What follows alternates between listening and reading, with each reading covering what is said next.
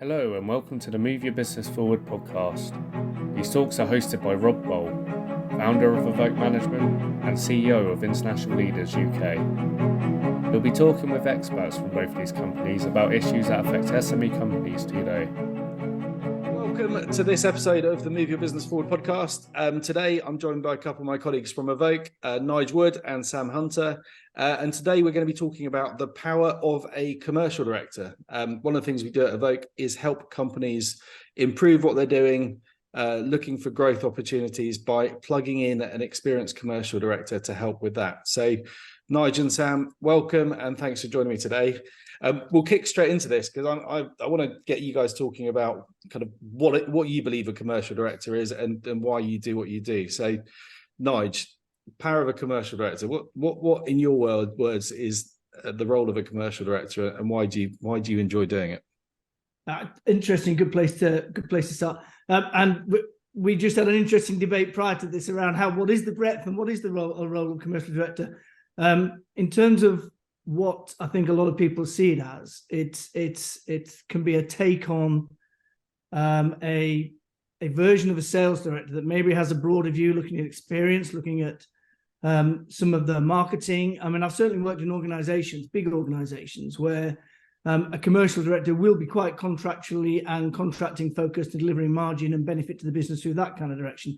But I don't think that's the space I tend to work in and have worked in for the smaller to medium-sized businesses that I've been engaged with. I like to see a commercial director as having a broader remit, looking both internally to the business around margin and opportunities and clients and existing contracts, combined with taking that external view, which is where they do need to lead around understanding the market, the proposition, the competition, the sales opportunities and channels, the marketing approaches that may be needed to engage with those channels and with those clients, and without necessarily being the lead expert on each or any of the above. What they are, if they are performing well, is the glue that pulls those together to create a structure and organization that can, at its heart, drive growth from existing clients and within the market. I mean, that is why you're likely to want a commercial director that will prompt you to even think of those words, I would say. And it's slightly different and broader in terms, it's significantly different and broader in what it does to someone who's saying, oh, I need a sales director, which feels like a more specifically understood gap in the business. So when I engage with new businesses, the first part of my process is going to be a pretty broad one that includes looking at the cash basis of the business, the funding, the margins, the existing business as it is today, as well as looking pretty hard at all their competition and what's happening out in the marketplace. What are your thoughts, Sam? Yeah, no, I agree. I think the main aim of a commercial director is to maximize growth. And there's usually, if you're looking for a commercial director, it usually means that you're looking for additional help in managing and organizing all the processes within the business, but also identifying new opportunities. I think when a company's looking to hire a commercial director, I think one of the hardest things for them to do is you understand that you need a commercial director for all your different growth options, be you're looking at market development, product development, diversification, all the growth strategies that a commercial director covers. But they also help with things like strategic direction, business planning. And one thing that I think is key that a lot of business, in my experiences, don't do either at all or well, which is monitoring all that performance. Yep. Be it from a customer or an internal or process perspective. So I think when you're looking to hire a commercial director, there's certain qualities a commercial director has that may be slightly different from most other people within your business. I think one of them is obvious, the growth mindset. I think a commercial director should be a creative strategist. It should be someone that can come and give you fresh eyes and think outside the box a bit more than most, and someone who goes and gets those targets, which leads me on to the analytical side of a commercial director. A commercial director needs to understand the objectives and the KPIs, why they're there for the business, and how they should be measured, and then create the plans around that to improve them. And then the bit that you were mentioning, Nigel, is I think they should also be customer centric. I think it's so important that a commercial director and a powerful commercial director for a business understands the target market, which is what you were saying, and how to solve the needs, how to identify new markets, and also something that's quite relevant for today is changing consumer behavior and how your businesses and processes and products move and adapt to that change in consumer behavior. I mean, it's interesting that I think we've both described a very broad role that a lot of people might say, well, surely the CEO might be covering an awful lot of that, which almost brings you to the call, which might be the case, which brings you to why the call to action to pull somebody in, either full-time or part-time. And again, in my experience, there's been two or three main drivers to that. One is, in fairness, I've worked with quite a few founders who've been great at the ideas, great at the go-to-market, okay, but actually have relatively little experience, as they quickly discover, or often actually it takes them a few years, in actually running a business, organizing a team, getting the structure, creating that momentum across a group of people who these days are often spread across a country. Yeah, these aren't skills that necessarily go with the creative founder of a business. Yeah, and a commercial director should be able to put a lot of that in place, either on a full-time basis if the business is growing and scaling, they've got real scaling needs, might be a reason to do that, or on the lightest touch basis, almost as a business coach. Which is again one of the roles that I definitely do, and you know, with existing clients and have done. It can be a challenge for guys to recognise that they need that help, for organisations to see that breadth of help that they need, because it means letting go of some things. But it is about bringing in a broad set of skills rather than just in one particular area, from my perspective. And I think with that, with the broad skills, it's also possible to pinpoint exactly what that business needs right now, focus on that. And it doesn't need to be someone coming in to take over everything. It's going, right, where have you got a gap, or where's something not necessarily developing the return or working as it should be? Sorry, Sam. Go on, Sam. Sorry, Rob. I was just going to say, I think that a commercial director gives the CEO or a board, if you have a board, the flexibility and freedom to choose the commitments that you want from that commercial director. Yep. Because at the end of the day, you're hiring a commercial director and gaining access to a vast level of experience. Most of us as commercial directors have worked in all different fields of expertise across all different types of teams, including sales, marketing, branding, people, talent management. There's all sorts of elements, and you can pick that as the CEO. You can pick the areas you want to let go of, or you want help with growth. We're not there to take over the CEO role. And again, if it's something that you're still unsure of, but you know that you need to get this growth, the part-time commercial director is your first foot into the arena as such. Try it out. So the other day we were on a call with a business, and I remember the CEO. It was in the health sector, or sorry, health and wellbeing sector. And I remember you talking about something. He goes, how do you know all this stuff about my business sector? And it's like, well, that's what you're buying into. You're buying into such a wealth of knowledge that literally just landed into your business. Doesn't have to be, something that's going to cost the business a huge amount of money, but someone to come in and just give that knowledge and insight specific for your sector. I just thought it was quite funny that he's like, how do you know all this? It's like, well, yeah, all the people we've got on the team. What you hire me for? They've got loads of experience, and that's what you're buying into. Sorry, if I was to run through that list and that you touched on, Sam, earlier, around strategy, margin, revenue, sales, customer experience, marketing, even the creating momentum piece, all of us will have a tool set, almost a standard tool, creating our own flavors of, that we will deploy to each areas of the business, almost market ambivalent in that sense. In terms of market and proposition, we should be able to add an enormous amount of value irrespective of the market that we're going into.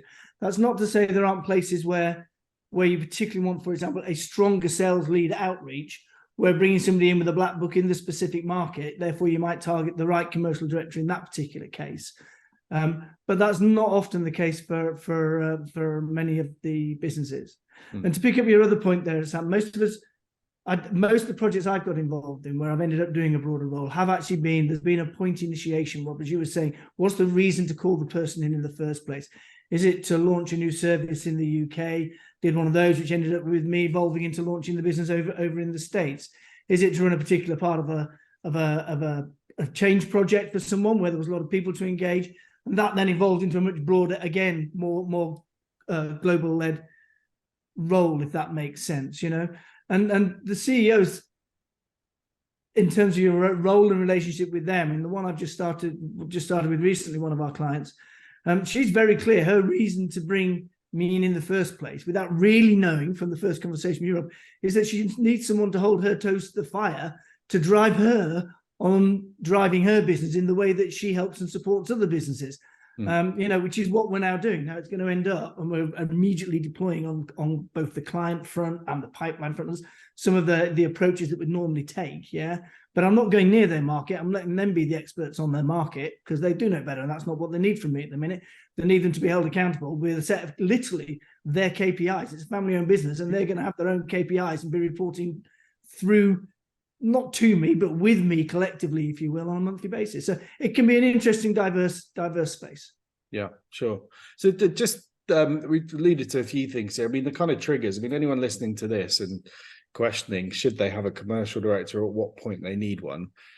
What kind of triggers do you think are the things that you people should be listening out to, or even just acknowledging in their own business where they need some extra help? Any thoughts on those triggers? If a business has been static for too long, that's a place where we should be able to help come in, particularly on a part-time basis. That's where I'd be saying, I don't know what I need yet, but I know I need someone to help me create some change in this business. So I need a disruptive influence. And I think that's a good call to action from that perspective. On that static thing, Nigel, I think one is growth, but also just static in terms of energy and conversations that happen at the management level, because I think it's difficult in an SME to change people in the senior positions. You know, it's an expensive process to move people, and sometimes they're embedded. So actually, if the conversations that are happening and the static conversations around what do we do next with the business, bringing someone else in with fresh ideas, fresh perspective, none of the historic baggage that might be causing some conflicts or various things, is one of those triggers. I think just have someone else engaging with the senior team to help move things forward. And sorry, Nigel, is there another trigger you have? No, there are, but I'm with you there. What you're getting is someone, I've had exposure across 20 plus businesses that I've worked closely with, from small to very, very large. So by nature of the experience that you bring in compared to your internal team, who are likely to be feeling safe in their current position, it should bring in a lot of different ideas from industry. Sam, your experience, these kind of triggers, where do you think people should be thinking, okay, this is worth having a conversation now we've got to that stage? I think there's two at the moment that I've noticed most with clients that I've worked with most recently. One of them is if it's all rather daunting, you've got so much on your plate that you don't feel you have time to move the business anywhere, or to find a new market, or to do a new thing. That's a good time to bring someone in to help you manage from A to B and to get to B, or indeed to even find B if you're unsure of your next step. You're just a bit like what Nigel said, you're just ticking over, you're stagnant. And then the other one is if something major has happened, or a major consideration that's worrying you. For instance, consumer behaviour's changed, or your market suddenly shrunk, or you've suddenly noticed a massive drop in sales. And because it's not just a sales issue necessarily, you might need to have a look at your product mix, or your pricing strategy, or the actual added value that you've got within your company. Those types of triggers can I think make you think towards looking for a commercial director. And I got my words all muddled. No, but picking that one up, I think that's Julian, because I think because if you have a specific thing, let's say it's a change in behavior in your market around customer experience or channel adoption, stuff like that.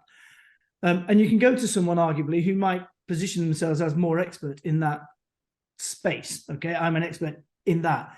But that will mean that they are inevitably looking external out to the market in terms of their expertise. What the strength of the commercial director is, you touched on it earlier, we should very quickly be able to get into the skin of your business and the relevancy of what you'll get back, because we should have the contacts to reach out to people anyway if we need, we will do. It's not that we know everything. Often it's actually the strength of our black book and our contacts that helps us sound that we know an awful lot about these things. But what we will be doing is deploying it in a way that should focus hard on the internal lens on your business, which is where often the lens needs to be. Not, I could boil the ocean with what you could do on digital marketing, or you can say, no, actually, this is where it's relevant to your business, and don't do this because you'll burn a lot in the wrong direction doing that. So it's about having that internal lens as well as the external lens that I think is pretty important. Yeah, no, 100%. And I think also just helping people on the team that might be growing into more of a role. You've got companies that are going through these phases of growth, and you've got to a point where people might have been in the business from the beginning or joined on that growth curve, and are having more and more responsibility or having to get involved with more things, maybe relationships with bigger businesses that are the clients, and even on the supply side as well. If people never dealt with those kind of conversations before, or never dealt with that breadth of experience, there's an element of this coaching, mentoring to go, right, these are the things that you might need to start thinking, considering, and the next phase of those roles that happen. There could be that some of those people have outgrown, or the business has outgrown them, and in which case there's got to be some kind of recruitment strategy to fill some of that gaps.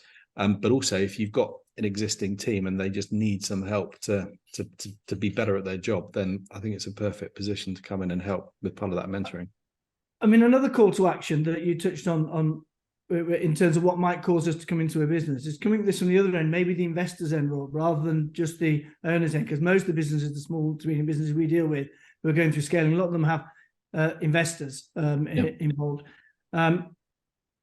And actually, we can be that lens into the business and that support needed by the investors to help make sure they are realizing their return in a timely fashion. The benefits there to the business leaders and business owners and founders, obviously within that as well. But that's a space that is, to me, quite a developing one in our area, where there's a lot of investments that are burning a lot longer than people ever wanted, and bringing in some fresh commercial ideas without having to disrupt the core team, and letting that business get on with some of the growth, but providing that independent oversight, which maybe historically sat more in, I'll bring in an FD to do that. I think that goes beyond that now in terms of like what is needed by the investment community is that financial and what I'd call the broad commercial oversight for some of the investments that they've made to make sure they're getting the returns. Yeah, and I think part of that is setting a pace that's appropriate for the business in that market, because things are changing so quickly in every sector right now. You've got to have a pace that's going to keep up with not only the competition, but if you're going to get a good return for those investors, you've got to work out how to kind of keep outperforming and acquire other people's client flow to make sure that you actually have got that growth. Yeah. We're just going to bring this discussion to an end, and I know we could carry on, but I just want to pick up on a few remaining thoughts on this. People looking at this and thinking, should I be looking at this now? Should it be full-time? Should it be part-time? I mean, what would be, Nigel, your one top tip for anyone listening to this? If you're going to make a decision about at what point you might engage a commercial director, what would be your top tip to say, this is the time, or this is the moment? Then I would start with a strong part-time commercial director, because what you're testing out is what that role should be within your organization. To what extent you want disrupted, what extent, well, in a positive disruptor, but to what extent you want that degree of change, what's the type of person and leadership skills that you might need. So test the water, I would say, initially in terms of what you're doing. And then the other one linked to that, am I able as the CEO of Founders Business to do what I want to do, and am I playing to my strengths? Because if I'm not, I probably need somebody in helping me and taking the other stuff away. Yeah, no, 100%. That I think is where we would come in. And I think from what Sam was saying as well, a CEO's got so much to do. You can easily just say, look, this particular thing here, I need someone to help with this. And that's often a perfect thing for a commercial director to come in and own, not necessarily just feedback. Yeah, that's what you need to do. Actually take it off someone's plate and execute and actually fulfill that role. Sam, your tip on anyone considering a commercial director? Well, yes, I would say when you're again, if you're unsure, do it the part-time before you jump in for a full-time commercial director. But give them the responsibility for finding the ways for your business to grow. And measure your part-time commercial director on to make them accountable for what you would require as a business to need to grow. How is it going to work? It's a two-way thing. And a great comms director has entrepreneurial and leadership skills, but also is very good at communicating, or should be very good at communicating and promoting your business and the growth of your business. Yeah, no, 100%. And I think, the ability just to, this is an investment, right? An investment in having an extra person in your team, and you've got to get a return from it. And for any business that we work with, that's it. This is an investment. You've got to get a return, and that's what a commercial director is going to have to deliver for you. It's got to be worth the investment. It's not just the cost; it's an investment to take that business to the next stage. Look, thank you both for all your contribution to this. I hope that's been useful for a couple of people. And thanks again for joining me on this particular podcast. So thank you both. Cheers, guys. Cheers. Thanks for listening. If you'd like more information about the topics discussed in this podcast, then you can find us on our website at moveyourbusinessforward.com.